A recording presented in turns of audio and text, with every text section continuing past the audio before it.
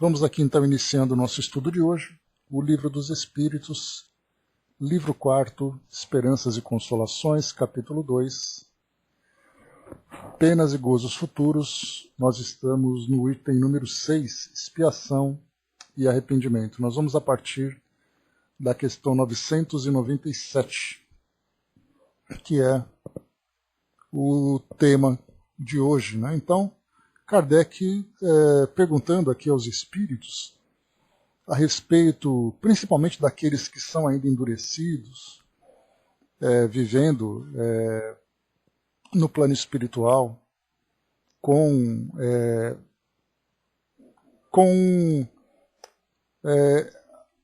aquela mesma dificuldade que enfrentavam. Eu troquei, Dudu, depois eu corrijo.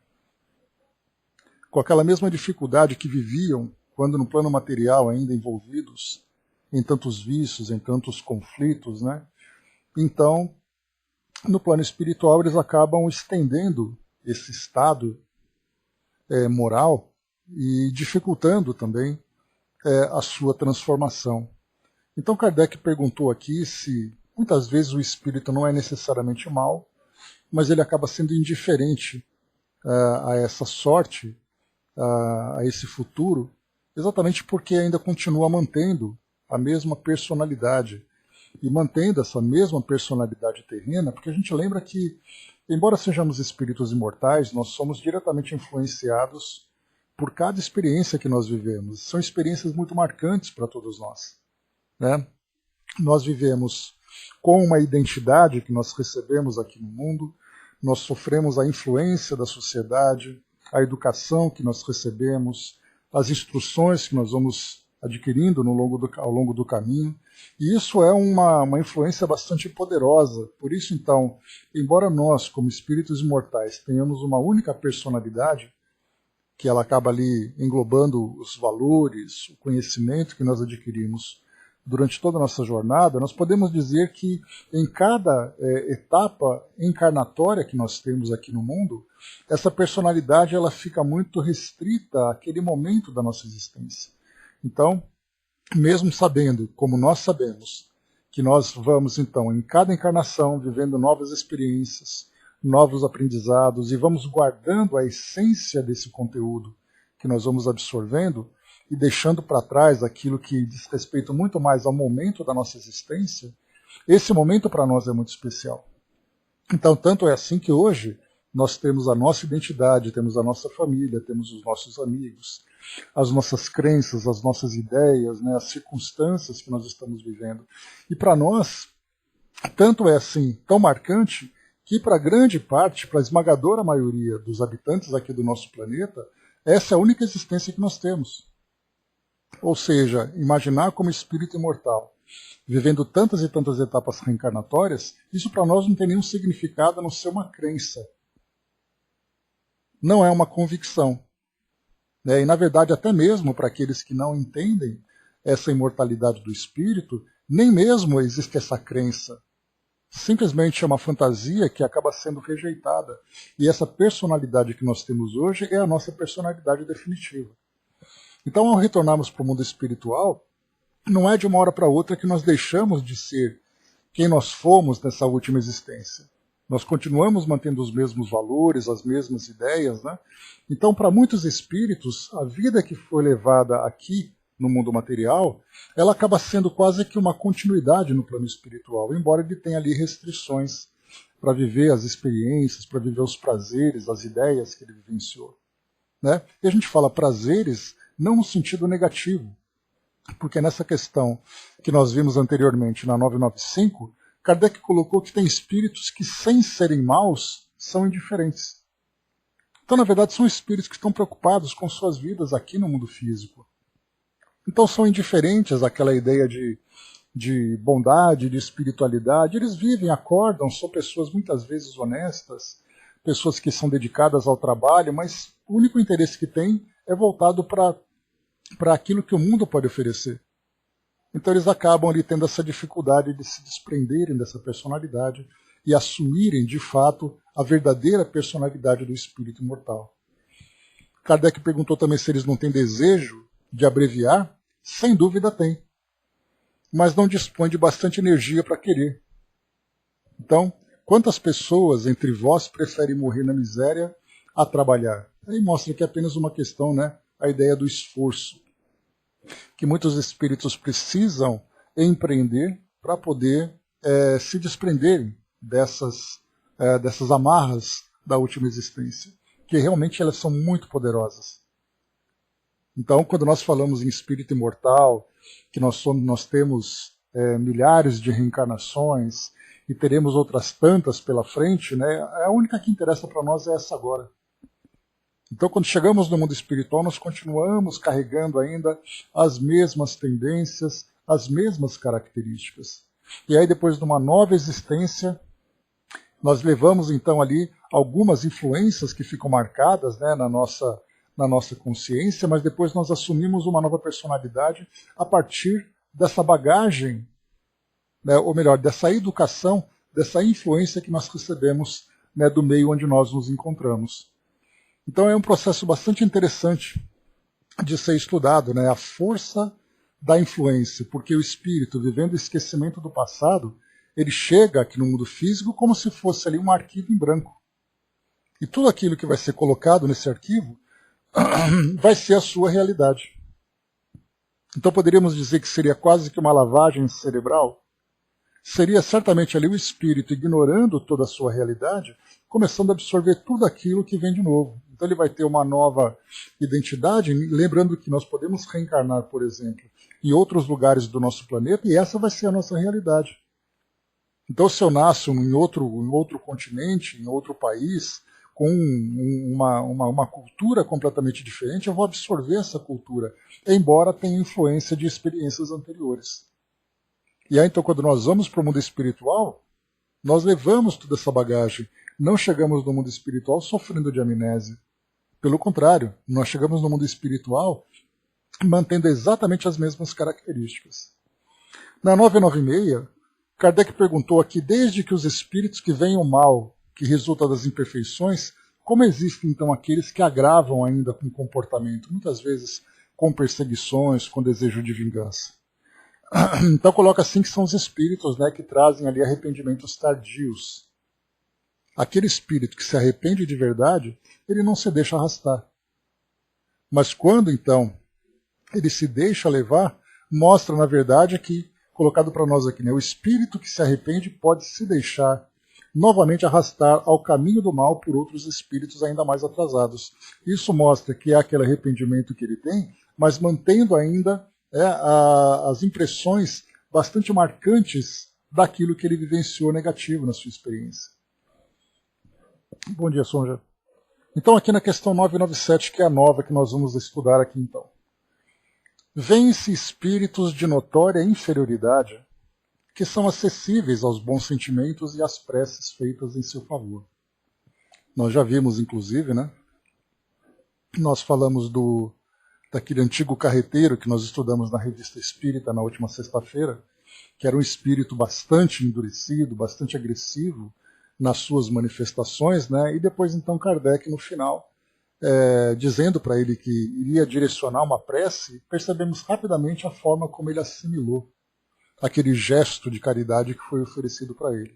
Então, essa questão está bastante relacionada com aquela situação e outras que nós vimos também, de muitos espíritos que chegam apresentando ali um cinismo, apresentando uma agressividade, um atraso moral, e aí então, quando é oferecida aquela prece, aquela assistência sincera, ele rapidamente então aceita, e nós percebemos ali, através dos textos, né, que são enviados, das respostas que são enviadas, a partir das entrevistas de Kardec, nós vemos ali que os espíritos mudam o seu modo de falar.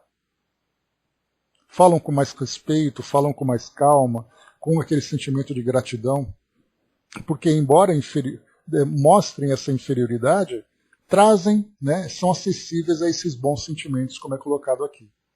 E Kardec coloca, como se explica que outros espíritos, que nos pareciam mais esclarecidos, revelam um endurecimento e um cinismo a toda a prova. Então, se por um lado nós temos aqueles que são ainda notória inferioridade, que aceitam com sinceridade esses gestos de bons sentimentos, né, com bons sentimentos, aqueles que se apresentam mais esclarecidos mostram exatamente o contrário. Ou seja, o espírito mais esclarecido se mostra mais endurecido, mais convicto das suas posições, por mais equivocadas que elas sejam, chegando até mesmo ao cinismo. Como é que se mostra isso? O inferior aceita e aquele que é esclarecido não aceita. A resposta a Kardec. A prece só tem efeito em favor do espírito que se arrepende. Aquele que, impulsionado pelo orgulho, se revolta contra Deus e persiste nos seus erros, exagerando-os ainda, como o fazem infelizes espíritos. Nada pode receber da prece e nada receberá até o dia em que uma luz de arrependimento o esclareça. Então mostra que o espírito mesmo, né, esse arrependimento ele tem que ser sincero no plano espiritual, não tem ali uma simulação de arrependimento. Assim como você não tem uma simulação de amor, você não tem uma simulação de perdão. No plano espiritual você não simula os seus sentimentos, porque o espírito revela claramente aquilo que ele é a partir dos seus valores, a partir dos seus sentimentos. Aqui não, aqui no mundo material nós somos capazes de fazer isso com bastante facilidade, né, por causa das máscaras que nós utilizamos.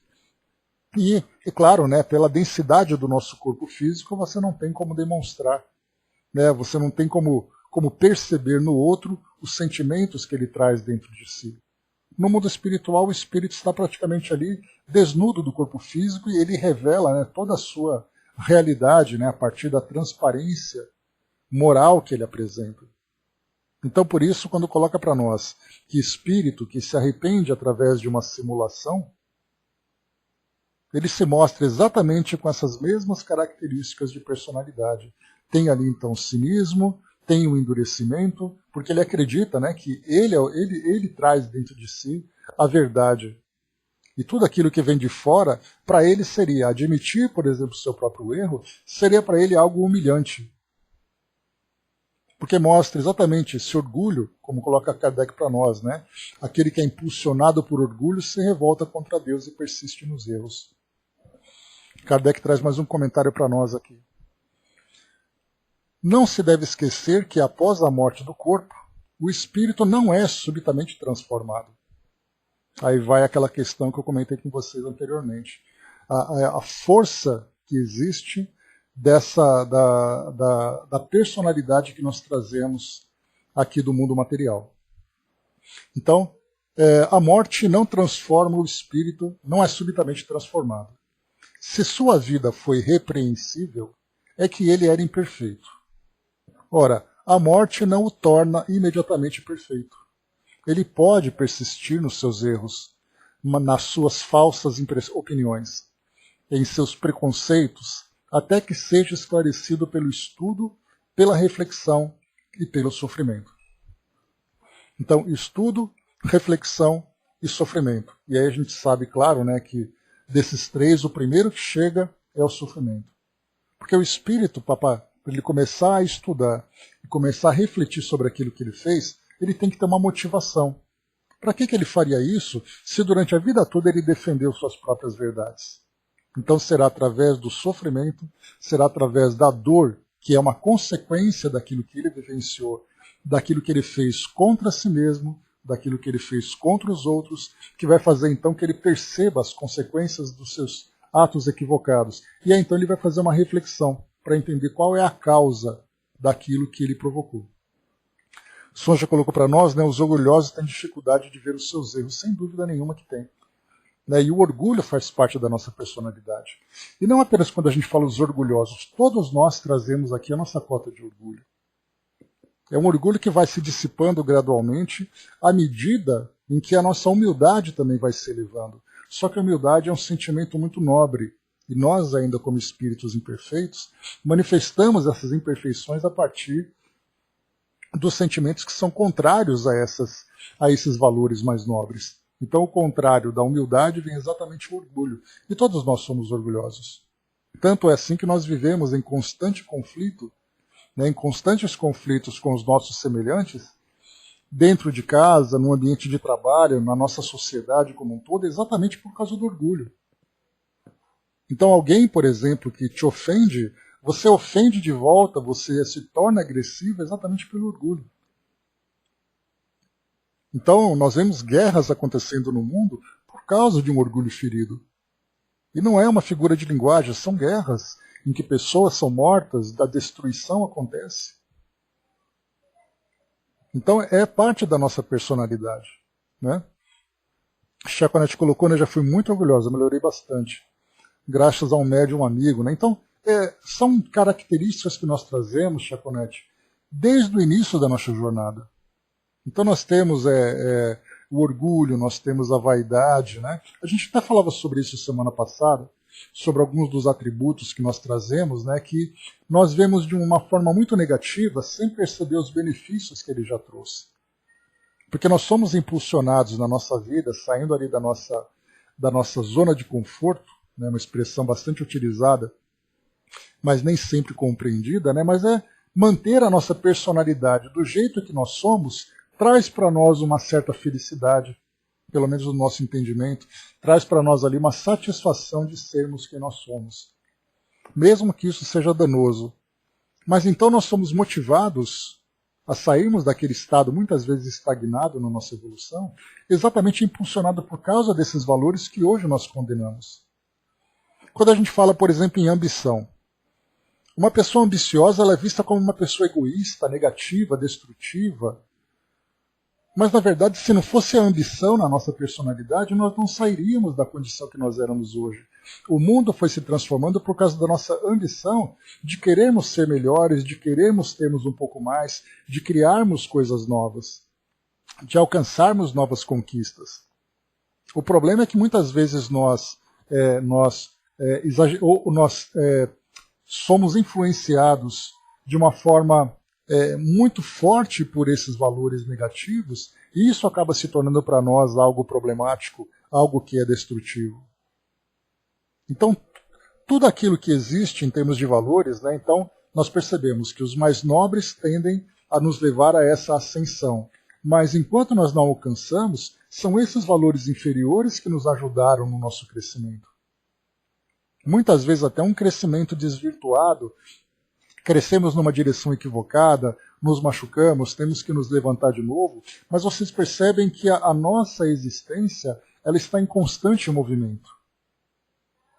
E é esse movimento que faz com que nós cresçamos. É como se nós disséssemos, por exemplo, que uma ventania é problemática.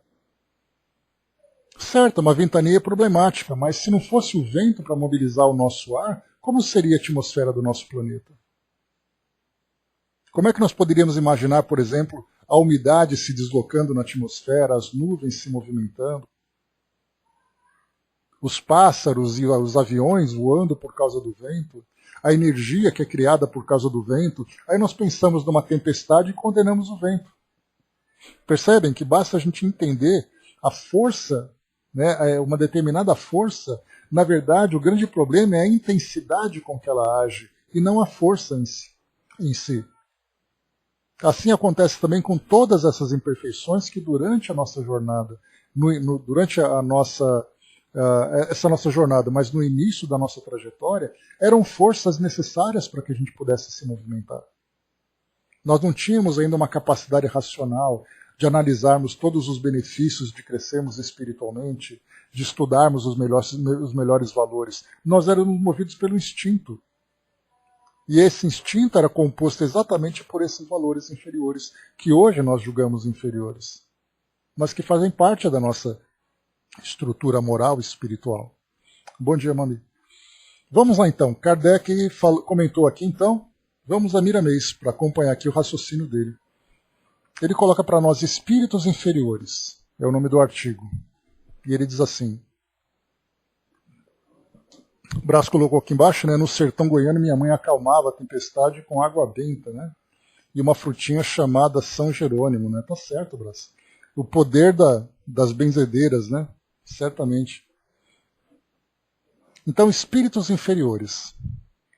Deves notar que espíritos inferiores, por vezes, aceitam, no momento em que são chamados, orações e mesmo trabalham na caridade. Mas, ao passar do tempo, se esfriam nesses convites. Isso é comum no meio dos trabalhos dos homens justos, que dedicam suas vidas ao bem-estar da humanidade. Não é de se admirar que outras almas de notória compreensão aparentemente não se interessem por esses convites e, por vezes, façam galhofa dos que abraçam esse trabalho de caridade. Os espíritos, bem sabem os estudiosos, desenvolvem em vários rumos seus poderes latentes. Às vezes, o ignorante que aceita o convite do bem ainda se encontra sem direção. Então, nesse início aqui, nesses 2 parágrafos, Kardec fala principalmente aqui daqueles que já são mais compreensivos, ou têm maiores compreensões, têm maior compreensão, que acabam achando, por exemplo, que esse sentimento de humildade, de caridade, de generosidade é uma fraqueza. É algo que para eles não interessa. Então eles colocam aqui, né, os espíritos, ele coloca aqui em cima que não é de se admirar que outras almas de notória compreensão aparentemente não se interessem por esses convites e por vezes façam galhofa dos que abraçam esse trabalho de caridade. Ou seja, não basta apenas você ter o intelecto desenvolvido, é importante que os valores sejam desenvolvidos para que esse intelecto seja aplicado nesse trabalho do bem, digamos assim. O convite à caridade, diz aqui Miramês, é sempre feito com amor e coração algum resiste ao amor. Depois, entretanto, o entusiasmo pode esfriar e faltar maturidade espiritual. No entanto, sempre fica algo no coração para o futuro. Também os que convites recusam são filhos de Deus. O amanhã os espera com o mesmo carinho que os espíritos do bem têm para todos. Já falamos muitas vezes da diversidade de sentimentos e de vontade. Porém, no fim de todas as diversidades e todos os sentimentos, no fim, todas as diversidades e todos os sentimentos se fundem no bem e no amor, para ser essa a lei divina. Existem os espíritos inferiores que ignoram a sabedoria da Terra, e existem os espíritos inferiores intelectuais. Percebam que aqui ele fala de intelectualidade e de ignorância, mas tanto um como o outro pode se encontrar no espírito do bem, como pode se encontrar no espírito do mal. Ou seja, o espírito ainda atrasado, o espírito ainda numa condição inferior. São 2 extremos que devem ser corrigidos pelo tempo. Devemos orar por todos eles. No entanto, a prece somente tem efeito na alma que sentiu o arrependimento por dentro do coração. Então esse arrependimento aqui que nós temos visto várias vezes nessas questões, vemos que o arrependimento, quando ele fala por dentro do coração, ele tem que ser realmente muito sincero. Porque aquele espírito que se arrepende mais ou menos, né, nós já falamos sobre isso, aquele que se arrepende apenas no momento em que o escândalo acontece, apenas no momento em que o sofrimento o atinge, esse arrependimento acaba sendo superficial. E somente aquele que se arrepende profundamente que mostra de fato o desejo de se transformar e o desejo de corrigir também, que é mais importante. Quando se fecha a alma, como pode o Senhor entrar sem ordem da própria casa? Batei e abrir-se-vos-á. Jesus está constantemente batendo à nossa porta. Resta saber se abrimos para ele o coração. A inferioridade é a ignorância. Quando esta cede lugar ao entendimento, passa a acender a luz de Deus na consciência. A inferioridade não é característica do espírito. Esse é luz na purificação do Senhor. Das mãos puras não podem nascer impurezas. Então a gente lembra que essa inferioridade que é colocada para nós é apenas um estado temporário do espírito. Não é uma característica. O espírito não é mau, o espírito não é inferior. Ele está nessa condição, temporariamente, até que ele consiga, então, ter uma compreensão maior e se transformar. Diferentemente do que acontece quando nós, muitas vezes, fazemos os nossos julgamentos, né, e colocamos ali as nossas condenações, colocando aquele espírito naquela condição definitiva. E aí então vem o desejo de vingança, vem o desejo de punição, mesmo que seja uma vingança indireta, porque nós, enquanto sociedade, quando vemos, por exemplo, um criminoso ser punido, na verdade nós temos o sentimento de vingança dentro de nós. É uma vingança indireta. Nós temos então a condenação, a prisão, o sofrimento, e da nossa parte vem ali o prazer de ver o espírito naquela condição, de perceber que ele não é assim. Ele está assim, assim como nós ou estamos ou já estivemos.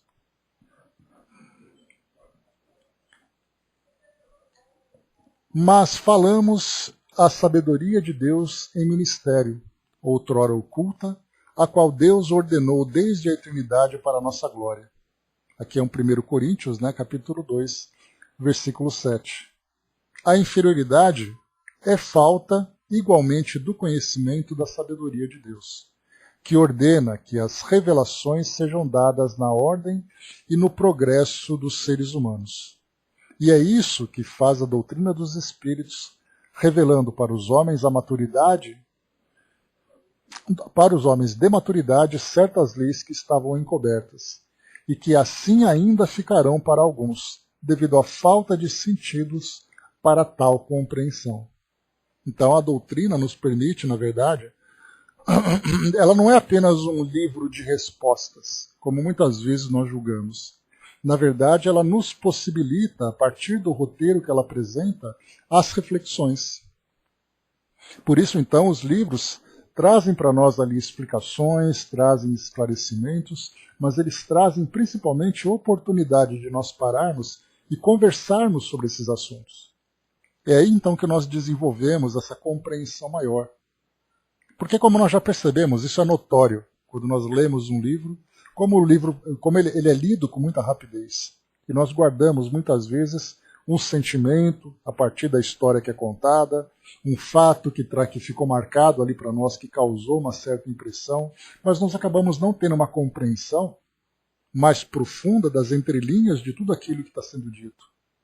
Então nós vemos claramente o que é simplesmente a leitura e o que é, de fato, o estudo. É o que a doutrina nos proporciona, então. Por isso que ele coloca aqui de novo. É isso que faz a doutrina dos Espíritos. Fazendo, então, com que a inferioridade seja, aqui nesse caso, a falta do conhecimento da sabedoria de Deus. E essa sabedoria de Deus se manifesta através de suas leis. Nós estudamos no livro número 3, aqui do Livro dos Espíritos, das leis morais. E nós vimos então ali das várias situações que Kardec foi elencando para nós, e isso, claro, dentro da sua visão, dentro do seu tempo, da sua época, ele foi mostrando para nós de que forma que essas leis vão se aplicando na vida dos homens.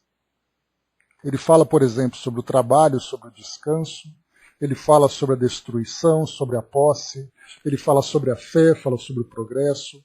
Então são as diversas situações que nós aqui vivemos, e ele traz certamente ali um contexto da sua época, para mostrar de que forma que essas leis vão acontecendo, de que forma que elas vão sendo aplicadas. E isso serve para nós hoje, a partir dessas reflexões, de nós olharmos para o nosso mundo hoje e entendermos que isso também tem um sentido. Quando nós olhamos, por exemplo, para a pandemia que hoje toma conta aqui, do nosso planeta, imaginar que uma única situação acaba sendo vivida por todas as pessoas do planeta ao mesmo tempo. E aí então vem uma série de questionamentos. O que nós podemos tirar de proveito disso? Qual é o aprendizado que a humanidade vai tirar? Qual é o propósito desse tipo de experiência? A partir das reflexões que nós desenvolvemos, desses ensinamentos que foram transmitidos, nós temos uma visão diferenciada, percebendo que de fato isso tem um porquê. Não porque isso foi simplesmente apontado, determinado, mas é uma experiência da própria humanidade. Não sabemos as causas, mas certamente nós podemos encontrar os efeitos. Bom dia, professor. E continua aqui para nós. O espírito, porque desencarnou, não se transforma subitamente. Ele é o que é. No entanto, se começou a sua iluminação na carne, certamente que ficará mais fácil a aceitação da nova vida, com novos conceitos de elevação moral. Então, esses conceitos de elevação moral, eles podem ser assimilados desde aqui, do mundo material, a partir da filosofia que ele abraça, da sua filosofia de vida, como a gente já comentou sobre isso. Todos nós temos uma filosofia, mesmo que nós não utilizemos esse rótulo. Para muitos, por exemplo, a filosofia de vida dele é se dar bem, não importa qual é o custo.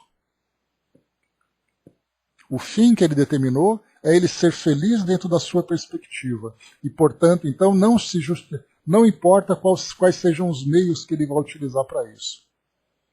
Para outro, a filosofia de vida dele é: a minha vida é mais importante que a de todos.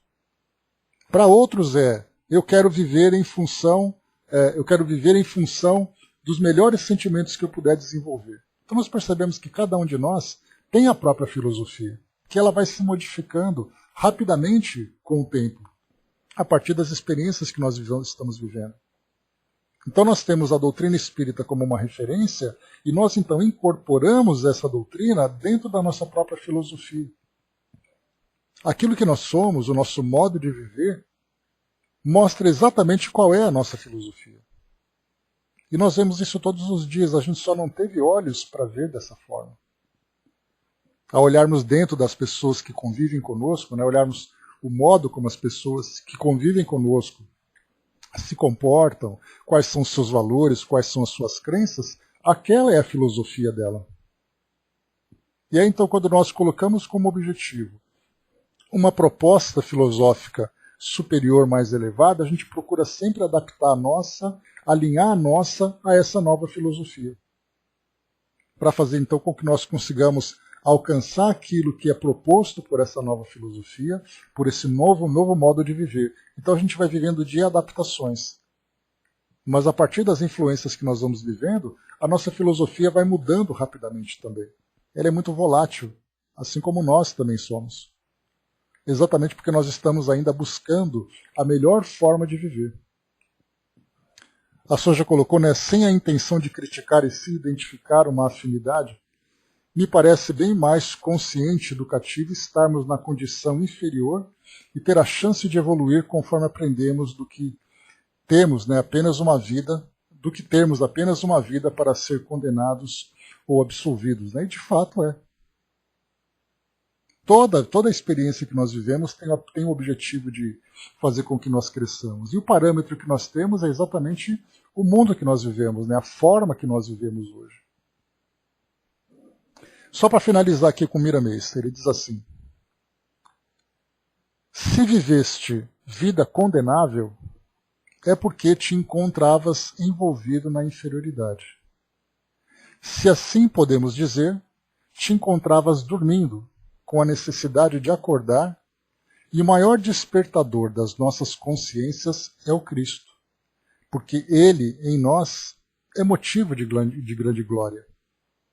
Então, despertar a nossa consciência e perceber os ensinamentos que foram trazidos para nós por Jesus, é cada um ali no seu tempo. Muitas vezes nós somos mais dorminhocos, né? Dormimos um pouco mais, temos ali um pouco menos de disposição, mas é só uma questão de tempo. Vai com Deus. Didi, um beijo para você, querida. Mas é só uma questão de tempo, né? Mas o tempo a gente sabe que ele é muito relativo. Ele dura muito para uns, dura pouco para outros. Mas certamente todos nós vamos caminhar nessa direção. Questão 998 diz para nós. Aqui também a parte importante, né, que vai exatamente ao encontro daquilo que Miramês trouxe para nós. A expiação se realiza no estado corpóreo ou no estado de espírito? Antes da gente continuar aqui, falta só um trechinho do aqui no final, eu acho. Diz para nós assim, né? Ah, beleza. Padre João Assis de Carmelo Dutra, muito obrigado pela participação. E diz assim para nós: rogo-te, meu Pai, Senhor Deus do plano maior, que envolva meus bons companheiros de estudos na luta para enriquecer mais ainda os bons conhecimentos da nossa querida doutrina dos Espíritos. Hoje, através da boa vontade, da permissão que me foi dada a estar aqui, envolvendo esse grupo na melhor vibração de amor e luz para todos que, na sua fé, concebam a verdadeira história que mostra que só através da educação do que nos é passado, através de tantas leituras e reflexões, que só nos conduz a um momento de acertarmos na direção maior do nosso Cristo, que é evoluir através das palavras que só edificam no nosso pensamento o que aprendemos com o que nos é fornecido por tantas páginas lidas e dialogadas com muito esmero e dedicação. Se são vocês um caminho vertente como cachoeiras límpidas e carregadas de energia, mantendo na sua correnteza moral num aprendizado que só os define como estudantes fiéis da boa vontade de saber mais sobre o Espiritismo e desenvolver na sua racionalidade o potencial de crescimento como pessoa do bem, que com certeza estarão melhorando a cada vida a sua qualidade como espíritos sabedores e vividos, procurando subir a cada degrau na consciência de que ler, extrair, entender e processar para agir de forma correta, esse aprendizado que só os transforma no melhor de ser um ser humano melhor do que aquele que foi um dia. Assim, irmãos, eu desejo a vocês que o seu aprendizado consiga trazer no dia a dia a sua melhor forma de estar conectado com todos nós que daqui do plano onde estamos, juntos nesse material sublime que é o estudo do Espiritismo. O nosso maior respeito e a nossa maior oferta de recursos fluídicos a esse grupo sereno, sério, aplicado e constante nesse caminho de estudos e luz. Bom aprendizados a todos, muitas bênçãos do nosso grupo de estudos da nossa colônia, que vos acompanha diariamente. Então, Padre João Assis de Carmelo Dutra, muito obrigado pela participação, muito obrigado pelas palavras, pelo incentivo que nós recebemos, né, com esse carinho que nos chega e nos envolve aqui nesse nosso trabalho tão humilde, né, tão simples, e muitas vezes é tão limitado, mas certamente com muita dedicação e muito amor por aquilo que nós fazemos. Muitíssimo obrigado pelo incentivo e pela participação aqui conosco. Bom dia, Cléo, bom dia, Flávio, bom dia, Tic-Teco. Vamos lá, meus amigos. Importantíssima mensagem, né, que sempre traz para nós essa motivação, né, e até emociona a gente, né, de perceber que o amparo nos envolve aqui o tempo todo, né, desses amigos tão queridos. Vamos lá, meus amigos. Questão 998, aqui do nosso O Livro dos Espíritos. Ou seja, né, a gente falava agora há pouco sobre filosofia de vida que nós adotamos, né? Depois de uma mensagem dessa, a gente sabe que a filosofia que nós abraçamos é a filosofia certa, né? Estamos cada vez mais nos alinhando com ela, daquilo que a nossa doutrina pode oferecer. Então é isso. Vamos lá. Pois é, né, André? Muito bacana. 998. A expiação se realiza no estado corpóreo ou no estado de espírito? Vocês se lembram? Deixa eu voltar aqui para cima. Kardec colocou para nós na primeira questão se o arrependimento se verifica no estado corpóreo ou no estado espiritual. E a resposta é no estado espiritual, o arrependimento. Mas também pode se verificar no estado corpóreo quando bem compreendeis a distinção entre o bem e o mal. Então o arrependimento pode, sem dúvida nenhuma, se dar no plano no plano físico, como no plano espiritual, muito mais no plano espiritual, né? Que aí a gente lembra aquela passagem de Miramês, naquele texto que ele apresentou para nós, que ele falava sobre aqueles espíritos que se arrependem durante a trajetória terrena, enquanto ele se encontra aqui, ele percebe o erro que cometeu, a sua consciência chama atenção, ele procura então trabalhar para poder reparar o dano que ele provocou, para depois seguir com a sua consciência tranquila. Há aqueles outros que se arrependem nos momentos finais da sua existência, quando então vem aquele arrependimento de tudo aquilo que ele fez, de tudo aquilo que ele podia ter feito melhor, das pessoas que ele machucou, daquilo que ele deixou de fazer para ajudar. Mas ainda assim se arrependendo, mas a gente lembra, né, falando aqui dos arrependimentos sinceros. E aí então ele chega no plano espiritual já com o desejo de reparar, de consertar aquilo que ele não teve tempo de fazer. Então esse primeiro grupo, aquele que se arrepende em vida, é o grupo menor. Porque a gente vive com as nossas verdades, né? A gente vive ali também com as nossas tendências inferiores, né? Aquele orgulho, aquela vaidade, muitas vezes até aquela arrogância que nós temos de achar que nós somos os donos da verdade, que tudo aquilo que nós fazemos é o mais correto, que nós temos mais direito do que os outros. Então, quando nós nos arrependemos de alguma coisa, isso mostra, já no meio do caminho, que o espírito, na verdade, ele teve ali, né, um tropeço, ele teve ali um deslize, e nesse deslize ele rapidamente percebeu e procurou consertar. Mas ele já trazia valores elevados, embora trouxesse ainda as suas fraquezas morais. Aqueles que viveram suas verdades e nos momentos finais da sua existência se arrependeram, são espíritos que foram motivados, né, principalmente pelo medo do futuro. O que será que me espera no futuro? Depois então ali vem a debilidade do corpo, vem a debilidade ali da consciência, e aí então ele começa a olhar para trás e perceber que podia ter feito diferente. Mas aí ele chega no mundo espiritual, muitas vezes até transtornado pela culpa, transtornado por esse arrependimento, porque ele percebe que errou, mas ele não teve tempo de consertar. E aí vem o grupo da maioria, o grupo da massa, que é aquele que somente no plano espiritual se arrepende. É aquele que demora para aqueles que são aquele grupo, né, que demora para poder perceber que a existência que ele teve podia ser diferente. E aí então esses são os mais torturados. Porque você não tem como voltar e refazer o caminho. Você vai ter que fazer um caminho novo, somado, muitas vezes agravado pelas consequências daquilo que você vivenciou. Mas então do arrependimento, Kardec fala da expiação agora. Por isso que eu puxei lá aquela primeira questão do arrependimento, porque o arrependimento ele tem ali o seu efeito, mas a expiação já é a consequência daquilo que ele vivenciou. Então Kardec perguntou aqui se a expiação se realiza no estado corpóreo ou no estado do espírito.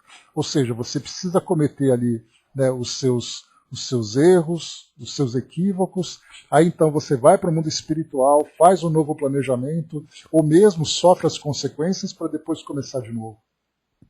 Essa é a regra, ou o espírito pode, durante a sua trajetória, se arrepender, corrigir e sofrer as consequências?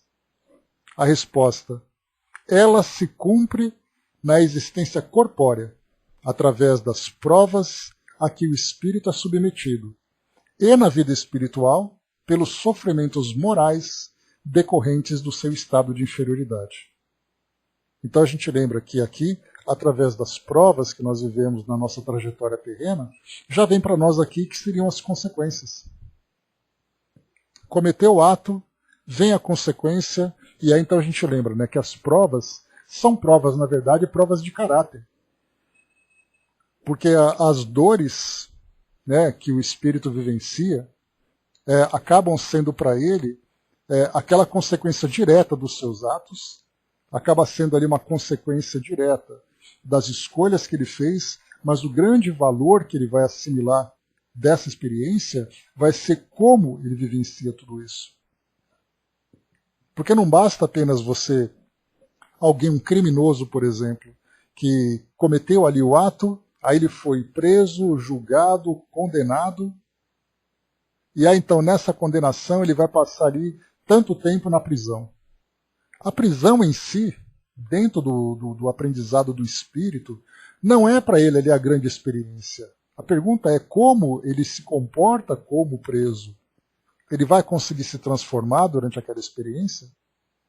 Assim como acontece com alguém, por exemplo, que através de uma escolha de vida, ele acabou danificando o seu corpo físico e ficou doente. A doença em si é para ele a restrição, mas a grande prova é o que ele aprende, como ele se comporta diante dessa doença. Porque nós confundimos, às vezes, a experiência material do espírito como sendo ali o momento de aprendizado.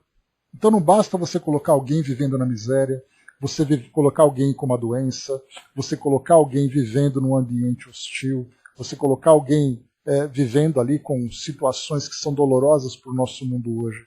Muitas vezes aquilo para o espírito acaba muitas vezes trazendo até muito mais revolta. Então a experiência que poderia ser educativa, para ele foi muito mais perturbadora. Então nós temos que lembrar que todas as provas que nós vivemos não são provas materiais. São provas morais diante da experiência material que foi oferecida para ele. Por isso que, nesse caso, no aprendizado, ele tem tanto no mundo espiritual como no mundo material.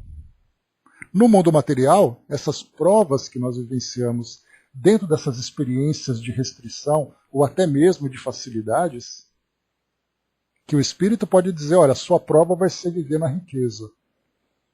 Aí a gente vai lembrar que é a prova moral, que a pergunta é como ele se comporta com a riqueza. Como ele se comporta nessa ou naquela experiência. Isso que é para nós a grande prova. E depois no plano espiritual, onde o espírito não vive ali a miséria física, não vive a dor física, ele não vive ali a riqueza material, mas ele vive moralmente, né, nesse caso a expiação, que é a consequência, que é a tortura moral que ele vai vivenciando. Ou seja, a sua consciência, aquele tribunal que nós tanto estudamos, é esse tribunal que vai começar a entrar em ação. O Tico Teco lembrou ali, né, sem humildade é difícil se arrepender. O orgulho ele acaba sendo muito tóxico, né? E essa humildade mostra exatamente ali essa desintoxicação. O Hermes lembrou, né, se assim fosse, não teríamos tanta gente ainda na prisão, né, a correção nem sempre funciona. A gente lembra, né, Hermes, que a nossa justiça terrena, né, ela é uma justiça que, embora ela tenha o objetivo educativo, ele é muito mais punitivo. Porque, na verdade, o que se quer é castigar o preso. Né, e castigando o preso, nós acreditamos que isso vai ser suficiente para que ele se transforme. Com o passar do tempo, com a lei do progresso, que nós já estudamos aqui no Livro dos Espíritos, nós veremos que nós mudaremos também o nosso, não as nossas leis, mas o nosso senso de justiça. Porque aí então nós perceberemos que aquele espírito que errou, nós teremos que analisar qual foi a causa daquilo que levou o espírito àquela situação, o que poderia ter sido diferente, o que pode ser feito a partir de agora para que ele se transforme. Então, ou seja, né, nós vamos perceber que existe ali um longo processo para ser analisado, desde a origem do mal até a ação final desse mal que ele vivenciou, que ele praticou. Então, o nosso senso de justiça passará a ser educativo. Tanto é assim que nós temos ainda no nosso mundo hoje a pena de morte, por exemplo.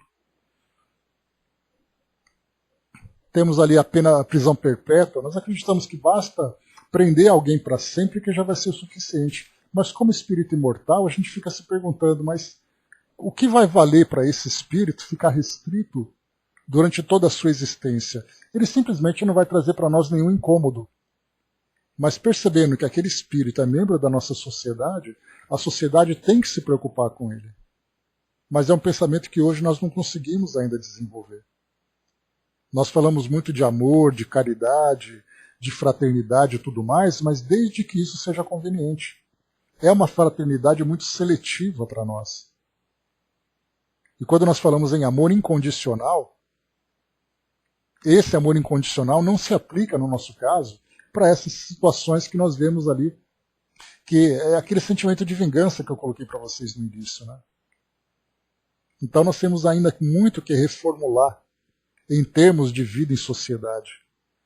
Né? E não que nós estejamos errados, né? Mas a gente tem que lembrar que esse é o estágio que nós estamos vivendo. A tendência é nós melhorarmos cada vez mais, a tendência é nós evoluirmos constantemente. Então, o estágio em que nós nos encontramos hoje é essa visão, é essa compreensão. Com o passar do tempo, a gente vai começar a modificar tudo isso a partir da transformação da própria sociedade. A Sonja colocou, né, no caso de vários políticos corruptos que nos mostram que não se arrependem mesmo estando presos, por vezes nos passam a impressão de que eles não estão sofrendo nenhuma consequência justa pelo mal que praticaram. Parece que a punição não é proporcional ao mal que fizeram. No entanto, é importante lembrar que as leis divinas estão aí e não atuam no nosso tempo na velocidade que gostaríamos. O espírito vai vivendo... a gente lembra que o processo de educação do espírito ele é um processo muito longo, né, Sonja? Ele começa aqui no nosso mundo com determinadas experiências, ele se estende no plano espiritual, depois ele volta de novo para o mundo físico. Então o espírito ele vai aprendendo durante muito tempo, como nós estamos aprendendo durante muito tempo. Mas como nós somos muito simplistas e muito imediatistas, a gente quer que as coisas aconteçam diante dos nossos olhos, porque nós queremos ver todo o processo. Nós queremos ver ali o início do erro, depois o espírito ali resolvido com a sua condenação, com a sua punição, ou até mesmo com a sua transformação, se nós formos um pouco mais generosos. Mas entendendo exatamente que essa lei divina ela acontece no tempo e na velocidade, né, de Deus e não na nossa, aí sim nós vamos procurar, quando tivermos de fato essa compreensão, nós vamos procurar ajudar o espírito nesse processo. No caso, por exemplo, de um criminoso que realmente é incompatível a vida dele em sociedade, a sociedade vai fazer com que ele fique restrito para o próprio bem dele, e não simplesmente para nós nos livrarmos dele.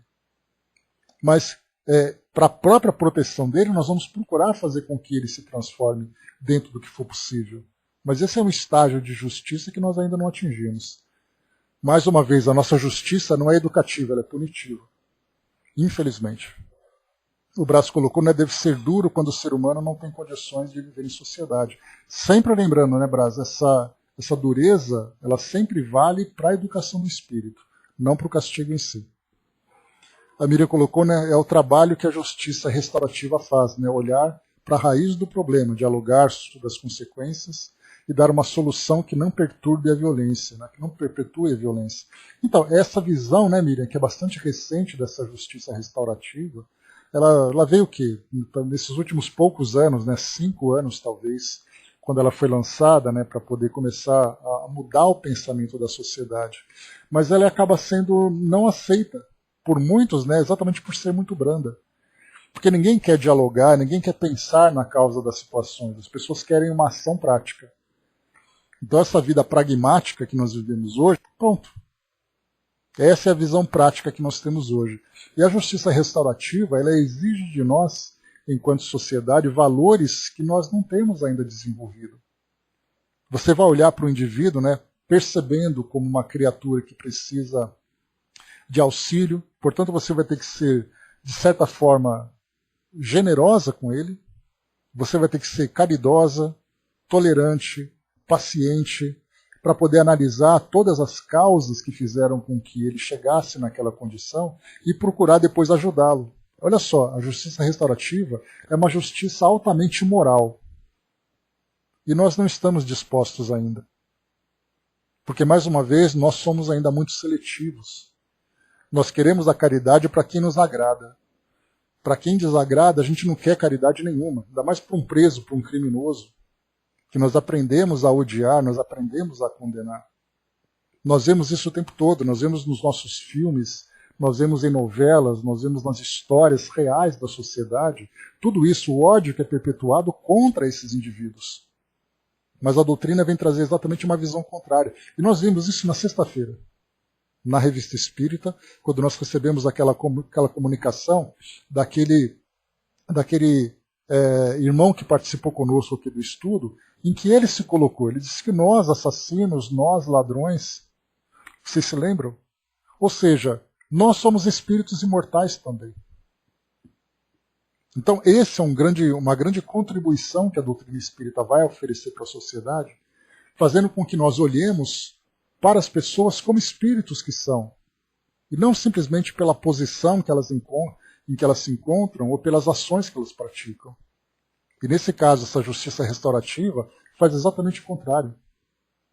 E se ela for então ali incorporada com os valores espíritas, aí sim nós vamos olhar para o indivíduo e perceber que ele é um criminoso, na verdade ele não é um criminoso, mas ele praticou um crime.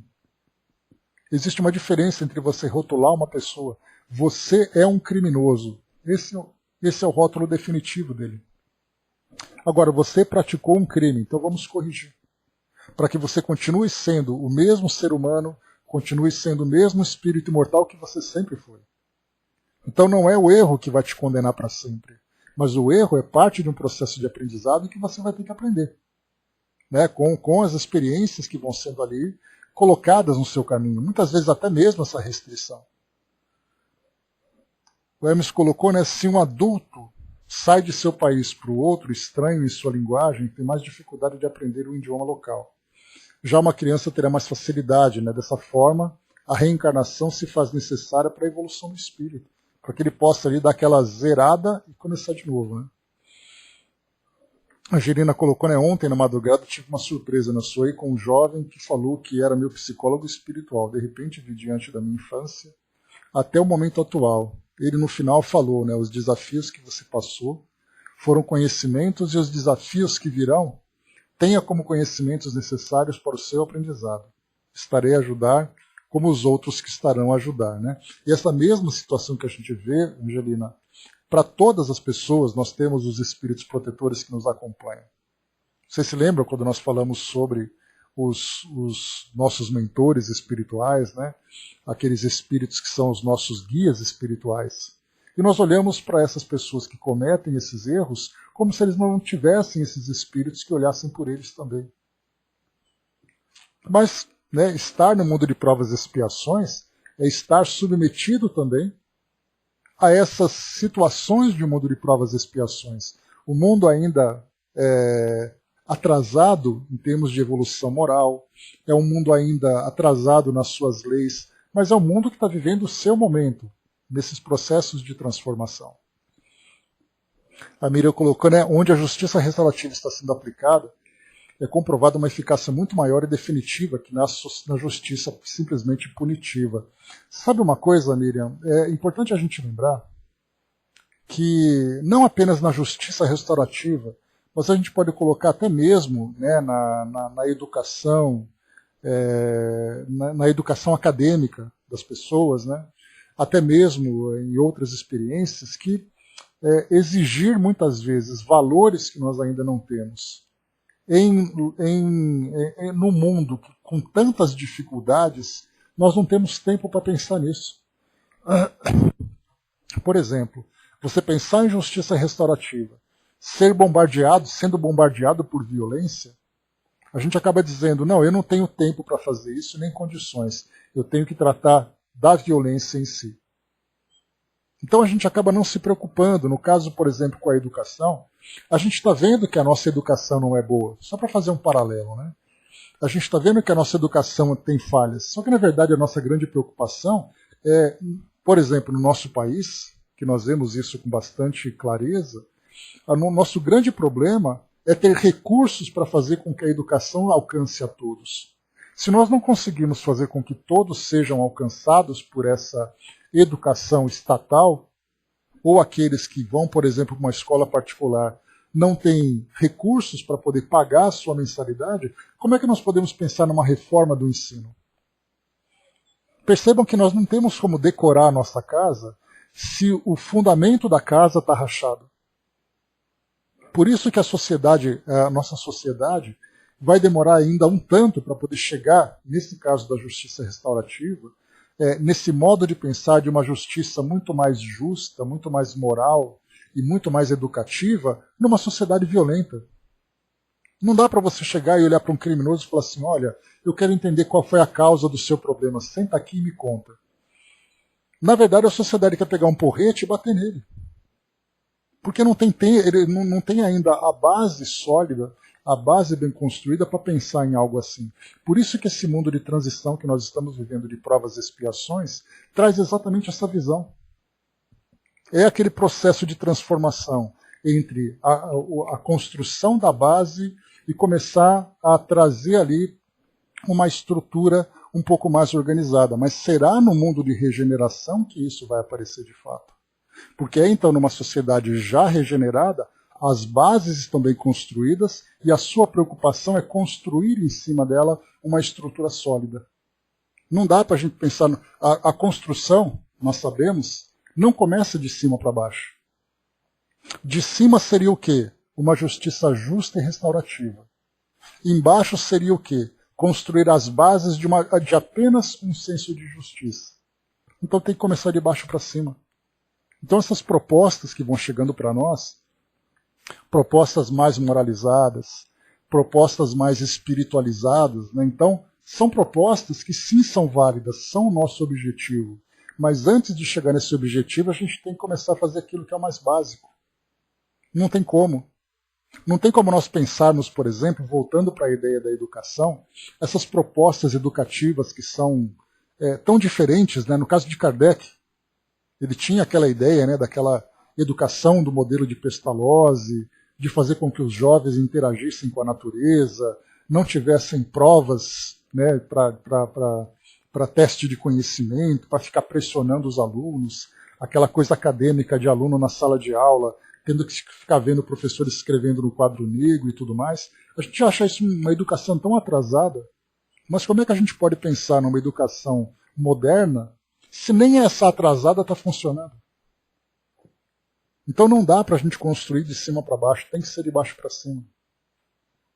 Então as nossas leis, esse progresso que é apresentado para nós no Livro dos Espíritos, tão bem apresentado que nós tivemos oportunidade de avaliar, né, toda a trajetória do progresso da humanidade, a trajetória do progresso da consciência, o progresso dos valores, né, mostra que aos poucos a gente vai trazendo essa construção. Pois é, Brás, Paulo Freire, por exemplo, que trouxe para nós uma proposta que ia reformular o nosso senso de educação, não pode ser aplicado nesse método, porque o que nós mais precisamos hoje é você educar as crianças. E trazendo uma outra ilustração, não dá para a gente dizer para as pessoas, olha, para de comer carne, tá? Come coisas orgânicas, né? Produtos orgânicos, alimentos saudáveis e tudo mais. Como é que você vai dizer para alguém comer produto orgânico se ele está passando fome? É a mesma coisa que nós temos em termos de nutrição, em termos de educação, em termos de justiça. Não dá para a gente pensar alto se a base não foi construída, mas nós não podemos deixar de olhar para o alto, de pensar nessas propostas que estão sendo apresentadas como modelo correto de prática, correto de ação. Todo mundo sabe que a dieta bem organizada é muito mais saudável. Então, primeiro, todo mundo possa comer bem, ficar bem nutrido, para depois mudar a nossa dieta. Tic-Tac colocou, né, temos que ter cuidado para não entender que o sofrimento na Terra é injustiça de Deus. Né? Se nós que somos espíritas já temos dificuldades de analisar isso, né, Tic-Tac, imagina para quem não tem essa percepção. A Sonja colocou, o trabalho dos mentores de criminosos, né, deve ser bem difícil. Eu não acho que deve, eu acho que é difícil, né, Sonja? Pois eles não conseguem ajudar o quanto gostariam. Né? Por isso que mostra, muitas vezes, uma compreensão muito maior. Porque eles vão ver que aquele espírito vai continuar ainda errando e mesmo assim ele vai precisar de assistência. Então realmente não é um trabalho para qualquer um. A Miriam colocou, né, a justiça divina não seria restaurativa. Deus nos propõe a ação, mas a intenção não é a vingança e respeito ao livre-arbítrio na medida que temos condições de usá-lo. Né? Sem dúvida, esse é o objetivo.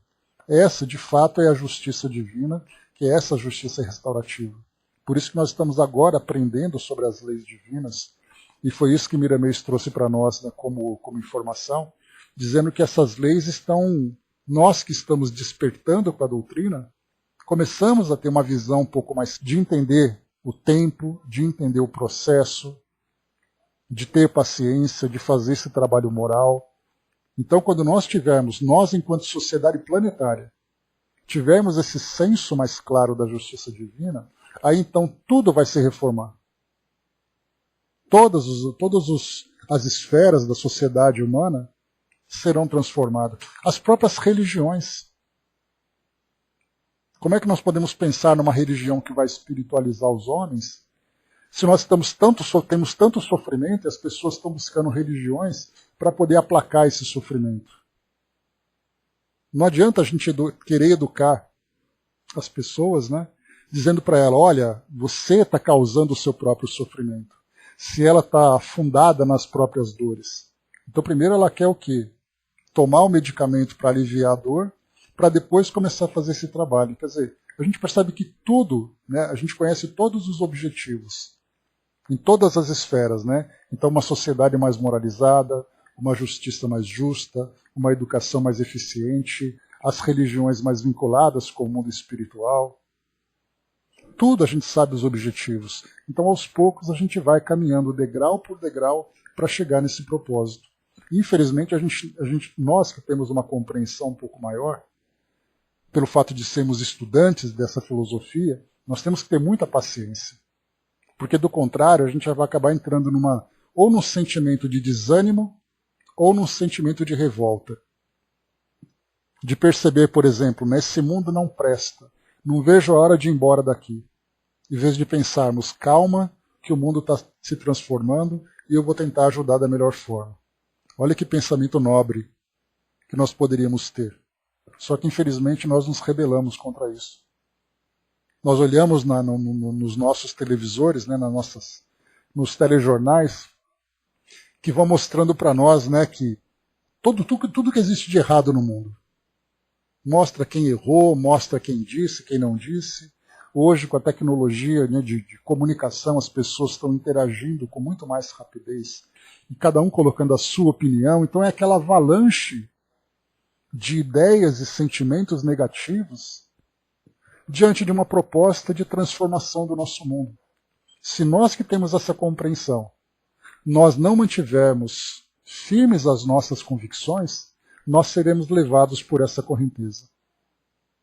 Essa correnteza de desânimo, de revolta, de insatisfação, de querer achar, por exemplo, que nós seremos muito mais felizes indo para o mundo melhor sem que nós nos transformemos, esquecendo até mesmo o processo que vai nos transformar. André colocou lá em cima, muitos espaços públicos vazios já estão sendo usados como hortas comunitárias, né, que se torne exemplo essa iniciativa. Vamos pensar para ver se as pessoas têm paciência para isso, né, é uma outra proposta. A Angelina colocou, a educação deve ser trabalhada como um conjunto, né, família, escola e sociedade. Esse é o modelo ideal. Família, escola, sociedade, justiça restaurativa, comida para todos. Olha que mundo perfeito seria esse, né? Que mundo regenerado. Esse é o nosso objetivo, né? Deus vingativo foi uma expressão inventada por homens, né? Pelo fato de não compreenderem essas leis, né, Tico-Teco? Deixa eu ver aqui. Desde o tempo de faculdade, conversava com os colegas, né? A educação deve ser realizada com profissionais de educação, né? Então, ainda temos ali as nossas dificuldades morais, né? O embaixador levou, né, que repórteres fofoqueiros arrogantes.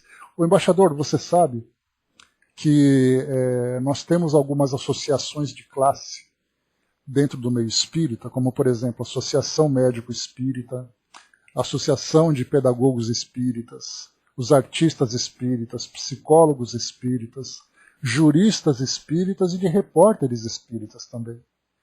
Então, quando a gente fala sobre a questão do jornalismo dentro da perspectiva espírita, que entra dentro de um jornalismo muito mais moral do que esse jornalismo muito mais sensacionalista, vai depender muito dos valores dos próprios jornalistas. Porque não é o jornalismo que é moral ou imoral.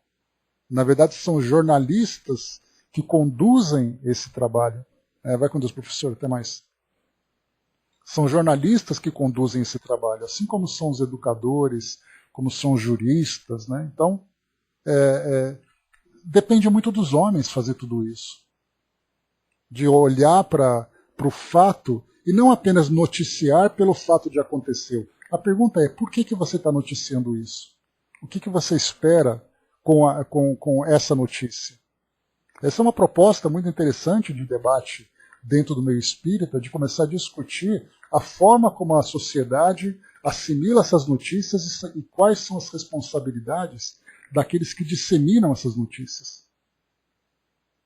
Então, esse é um processo também que, dentre tantos outros que nós conversamos, são processos que vão se transformando. André colocou, né, às vezes, com a pandemia, tenho a sensação que no país vamos retroceder no mínimo 30 anos na saúde, educação e economia, né? Pois a gente não pode ter essa impressão, viu, André? A gente tem que trabalhar ardentemente para fazer com que isso seja proveitoso de alguma forma. Esse que é o detalhe fundamental, né? Deixa eu ver aqui. Tic-Tac colocou, não importa o nome que damos aos fatos, né? Eles agem como tem que ser, né? Mas a gente sabe que tem, né, o Tic-Tac, o personalismo, né? Porque a gente lembra que a mídia, o jornalismo de modo geral, não é minha área, não estou falando de intrometido, né? Mas dentro dessa visão doutrinária é possível que nós façamos essa análise. A notícia, ela nem sempre ela é passada da forma como ela é. Ela é sempre interpretada por aquele que viu. Assim como acontece com tudo, né? Se nós todos estivermos diante de um fato, cada um vai dar a sua versão do fato, né? Então, essa versão do fato é o que vai fazer a diferença, porque a minha versão ela vai estar impregnada com os meus valores, com as minhas ideias. Então, é assim que acaba funcionando, né? Todos nós fazemos interpretações. Então nós podemos ver o lado positivo ou ver o lado negativo, né? Do Livro dos Espíritos nós vamos estudar as obras do Chico, tá, Sonja? Nós vamos pegar 10 obras do Chico e vamos fazer aqui uma sequência para conhecer aquelas obras menos conhecidas, né? Refiro-me às lutas da vida, dores e sofrimentos, né? Deixa eu ver aqui. Assim, né? De nós se não fosse assim, não, de fato. Não, é que eu só li a parte de cima ali, não li a parte de baixo, né? Então, de fato é assim, mundo de provas e expiações, ele serve exatamente para despertar a nossa consciência através dessas dificuldades e dessas lutas. Porque do contrário, a gente ficaria estagnado nessa condição tão egoísta que nós estamos vivendo, né? Sim, é a justiça divina sendo aplicada aqui, não tem dúvida. Pessoal, vamos parar por aqui então. É a questão 998. Eu li para vocês aqui, né, que a expiação se cumpre na existência corpórea e também na vida espiritual. Na vida corpórea, através das provas que o espírito é submetido.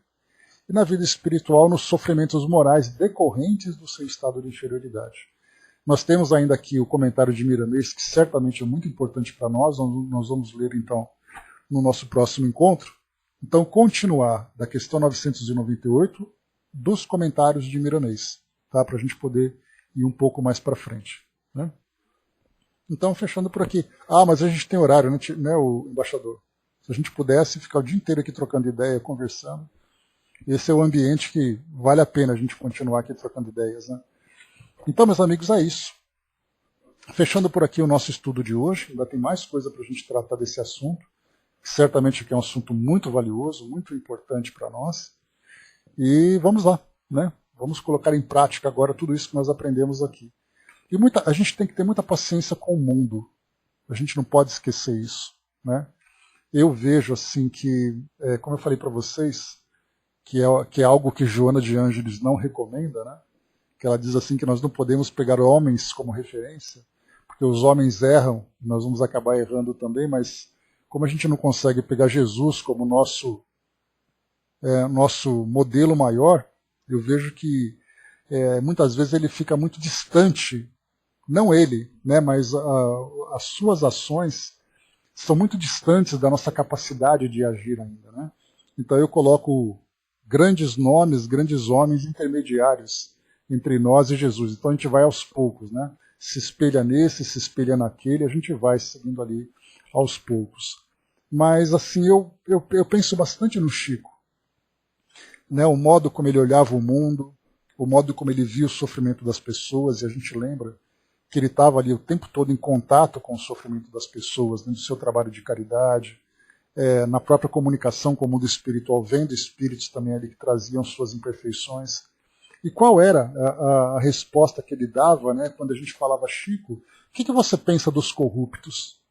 O que você pensa da violência? O que você pensa da miséria das pessoas?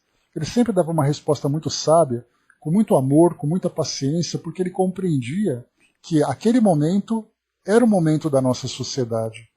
E que o aprendizado vai chegar para todos nós através ou da dor, ou do despertar da consciência, ou do amor.